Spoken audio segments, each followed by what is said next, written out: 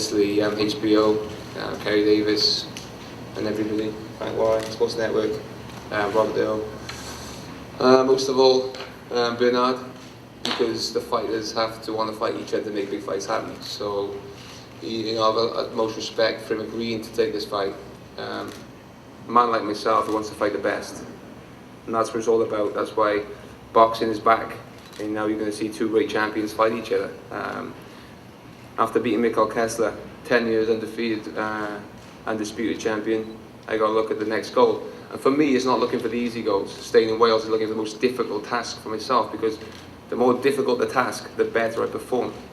That's why I wanted to fight Bernard Hopkins. But not just fight him, but fight him in America, because that's what it's all about. You know, you want to be known as a great, you got to fight the biggest and the toughest fights. And I'm really excited being here. I really can't wait for this fight. The boxing ring is my home, so I'm really looking forward to April the 19th. I'm ready for a war, a chess match. I think it's going to bring everything to the table. I'm under no illusions about this fight. It's going to be tough for both of us. And like I said, you know, everybody watching worldwide, everybody paying, they're going to have a treat. You're going to see two of the best fighters in the world fight. I mean proper fight. So I can't wait, and thanks very much. Thanks a lot. You're turning 37 next month. Is there 36. 36, okay. Come on, man, don't put a year on me. That's God. Chill out. You look 30. Am I looking that old or what? Shit. Is there a timetable as to what you hope to accomplish as your Yeah, well, as your career basically, winds down? I want to make this year my last year. You know, but listen, when I was 27, I said I retired when I'm 30, so I'm still going. But not many fighters retire undefeated at the top of their game. And regardless of money, regardless of fame, that's something that's hardly ever done. But that's what I just said. At the end of the day, me and family could try and got some easier fights back in Wales and done a couple of months, but Just come for the hard. I'd rather, like I said, I want to fight so people remember. I believe Lacey was a fighter people remember in the British ring. Kessler was an excellent fight, and that beats a lot of other fights, and this is going to be a fight.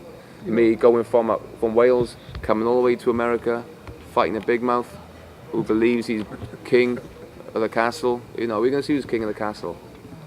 I'm saying what you say there. The guy's lost 4 times, so he hasn't always managed to find the strategy. He lost twice at Jermaine Taylor, who got knocked out by Kelly Pavlik. So, will I knock out Jermaine Taylor? Yeah, of course I would knock out Jermaine Taylor. So I think that answers your question. Basically, he ain't going to find no strategy of beating me.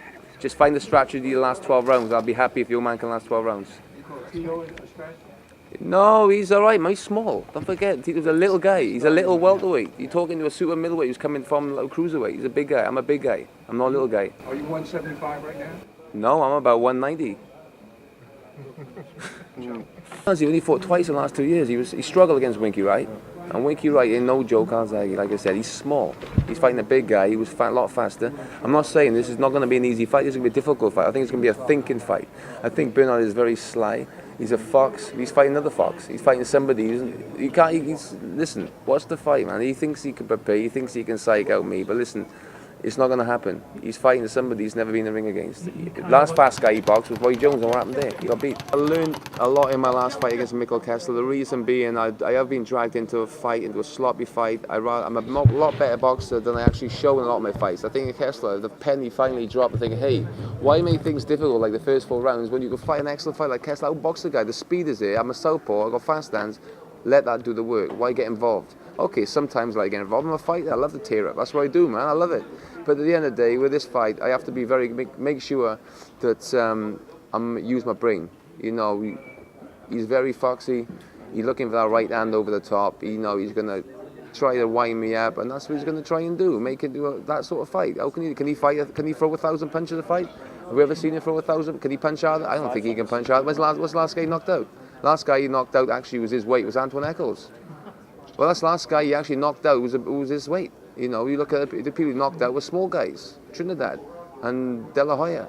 Let's be honest. In the Kessler fight, you took a few uppercuts. Did you go back to the tape to see why those got through? Well, because, man, listen, they were quick uppercuts, man.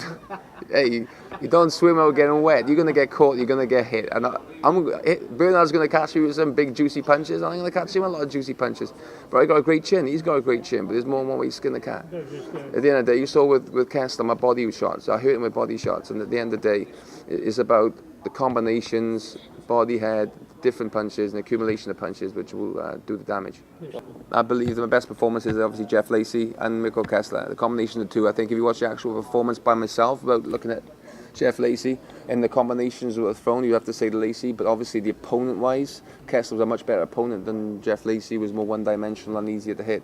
With Kessler, I had to change my style, I had to suck it up, I got caught with some good shots, so as an overall package, I think I'm more proud of the Kessler performance, where I show him my heart and the way I could change my style and outboxing through the rest of the fight against a bigger and stronger guy. So, you know, it's for every means there's there's good performances. I'm proud of all my performances. You know, at the end of the day, I've broken my hand twice in fights.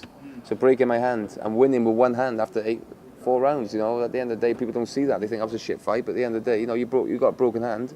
You tell me if fighters break a hand and win, they lose. But I always find a way to win, and that's what I always do, and that's what I always will do.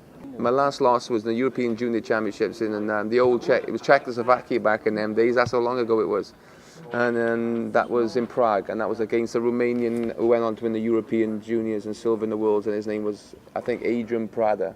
Okay. Something like that, and it was on points, and it was what year was it? That was disputed. That was 1990. 90 it was, okay. Summer 1990, and I cried, man, because at the end of the day, I shouldn't have lost that fight.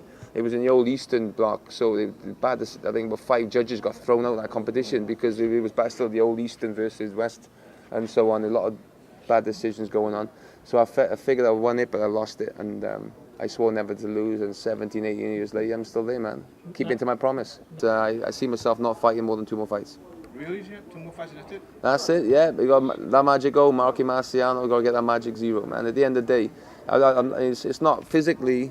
I think I can box to my 40. I think mentally, I'm finding it very difficult motivating myself. I need somebody like Hopkins, like a Kessler, to motivate, because I don't get motivated anymore, and that's the way it is. I've been boxing 25, 26 years. Shit, man, get a life.